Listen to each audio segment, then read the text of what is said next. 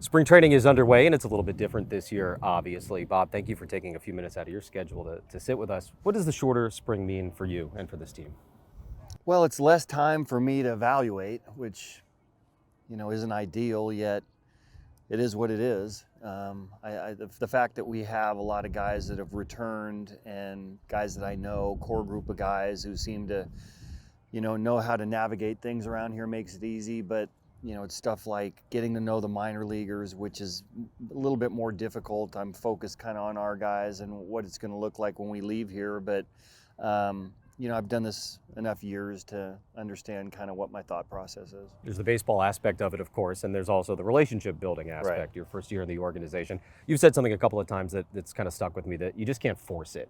Tell us a little bit about your perspective, I guess, when it comes to building those relationships. Yeah, it seems like the barriers come down when you have a uniform on and you're on the baseball field with them, and it's where everybody's comfortable. So even if during the lockout I could have phone conversations and such, it's not the same as when you're on the field and doing your thing playing baseball. So you don't want to move around too quickly and make everybody think, okay, I'm trying to talk to this guy today, but I'm moving on to the next guy. So you just have to take it at the pace that you're comfortable with, and one that guys know that you're authentic. The shorter spring will mean a little bit different start to the regular season as well. Any sense yet of if, the rotation needs to look a little bit different than maybe it would traditionally? We saw that a lot around the league last year, of course.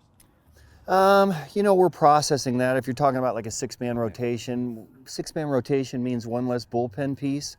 If starters aren't going as deep in the game, you do need your bullpen a little bit more. So we're kind of contemplating that. If there's a starter that we think we need to slow down a little bit, then potentially. But I think at this point, I'd kind of like to start with 5 and then just have the extra bullpen pieces. You also said this week the top 4 is pretty much set, and obviously you got some pretty good names in there. Really good names. And they, I've often said, not here, but the confidence that a team takes out on the field on a particular day starts with the starting pitcher. And when you have those 4 names, each and every one of them you should feel good about taking the field with. Fernando's injury, kind of day one of spring training, literally, I guess, kind of a good reminder, the ups and downs of the grind of a major league season from February all the way through hopefully late October or early November in this case.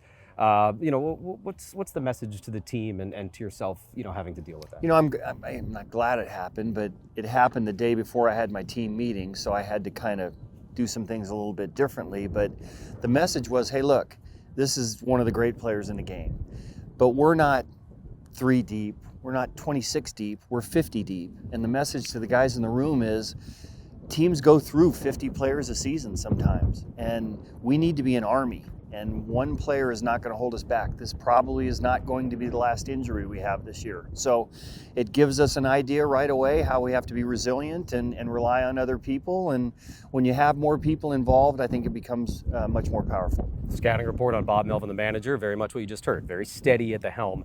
Has that always been the personality? Is that something that's developed as you coached it and managed at the big league level, or has that always just been you? No, you probably morphed into it a little bit. When you're a little bit younger, you get a little bit excited. And, I was an advanced scout for a while, for 1 year with Milwaukee, and I would watch the dugouts because you want to see kind of the personality of teams and so forth. And I often saw when a manager was nervous, there was anxiety, too much maybe false energy, that the players kind of were like that too. So when things go poorly, they kind of look to look for some calm in the dugout.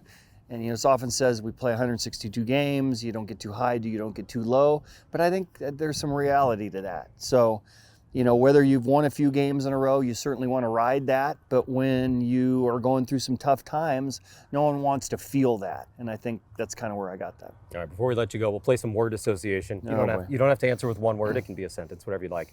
Petco Park. Oh, just electric. Absolutely electric. Manny Machado. Easy, and makes it look easy. And the production is just, every year is just as consistent as it can be. Yu Darvish. I'm glad I'm on his side finally. All right, last one. Clowns. See, I get a bad rap for that. This is your opportunity then. Right. Yes, so please. Bob Brenly, we had a conversation one time. I don't love him, and then when Luis Gonzalez heard about this, And when I came back to the Diamondbacks in my first year managing Seattle, Gonzo had hired a bunch of clowns that were all over the place and hanging over into the dugout, and so they get a kick out of that. But it's not to the extent that one might think. It's not a true phobia. No, it's not a phobia. I just not in love with clowns. So, That's fair and reasonable, and I know you're not alone. Bob, thank you so much. my pleasure.